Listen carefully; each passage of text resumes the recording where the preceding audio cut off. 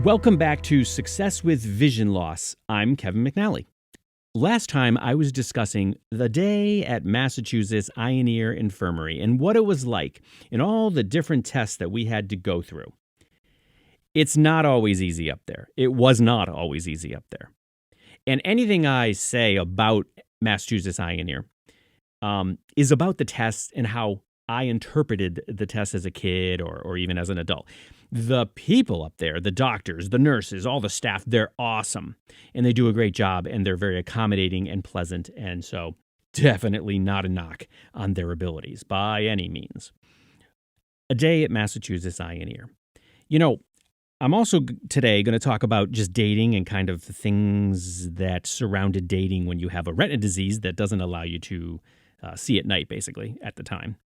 The first part I want to mention is that we, Chris and I, had our first, I would say, inclination that we were getting a little upset with Massachusetts Eye and Ear was in our early teens, we started to get asked questions by the doctors. Things like this.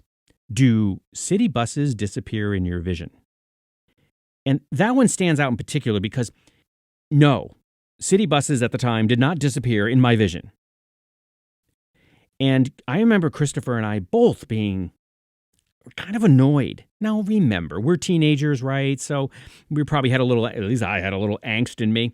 But at the time, we were like, what are you talking about? Do city buses disappear in our vision? What kind of question is that, right? So we started to get the idea that, like, why are we coming here?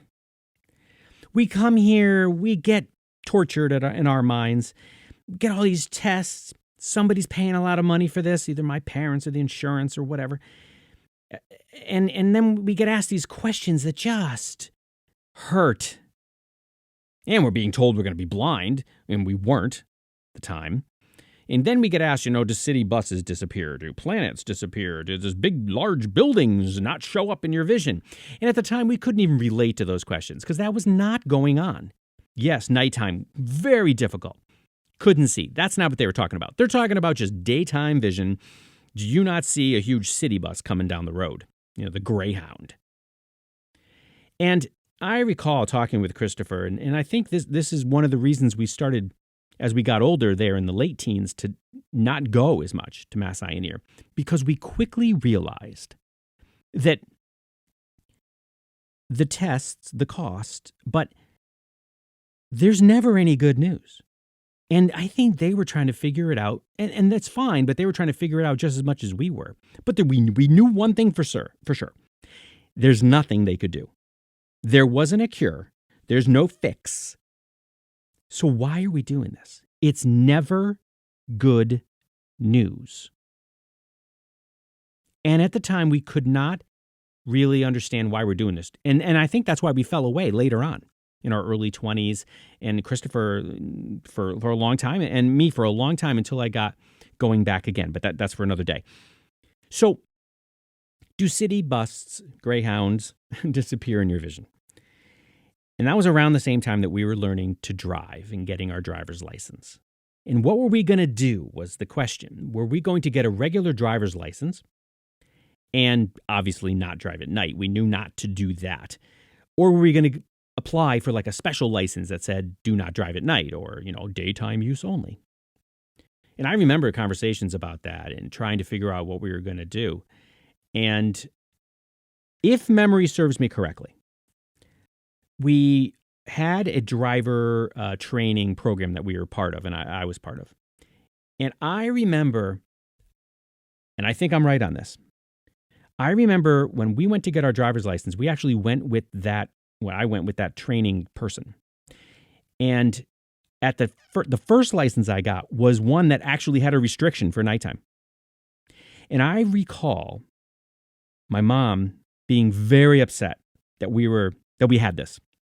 And I believe the reasoning was that they didn't want us being held out as separate, different, I don't want to say a victim, but held out as different than everyone else. And I remember going back and having to get a new license, like saying it was an error or something. And I remember a lot of tension. I remember on the lawn, people talking about it in the front yard and someone being very upset. So I ended up with a regular license. I don't quite remember. It was a long time ago.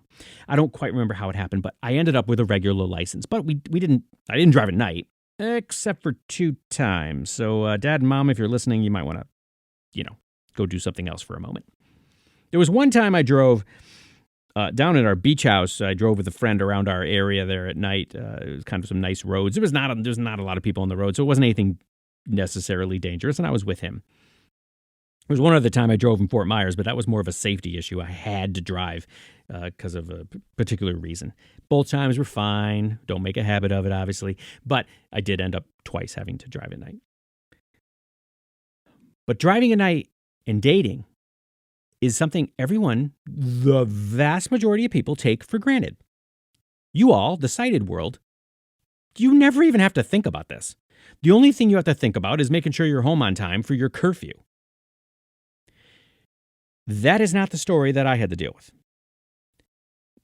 We never drove at night, and I could never just be like everyone else and say go out with a girlfriend or even a bunch of people and go to the movies or start the day at a park and then go to the movies. No.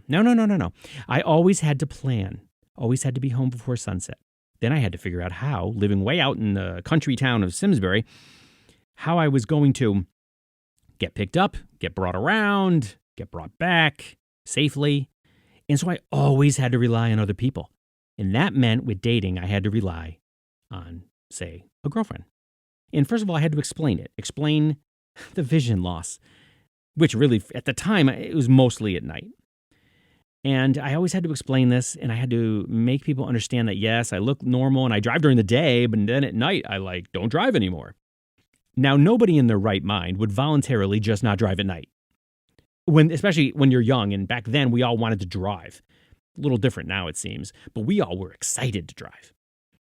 But I always had to ask girlfriends, or gosh forbid, I had to ask girlfriends' parents for dates and for proms and dances and stuff.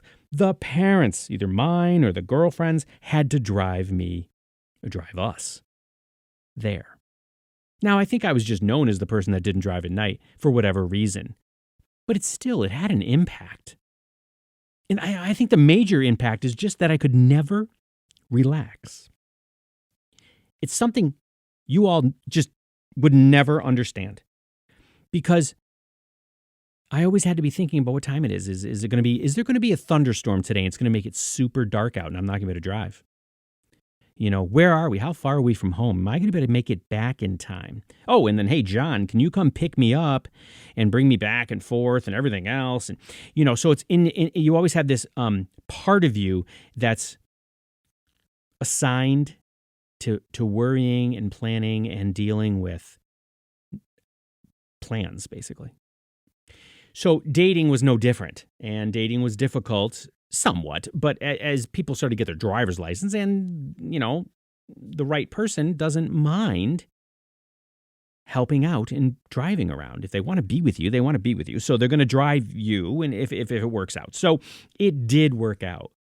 But for my senior proms and this and that, if the girlfriend couldn't drive, my parents did.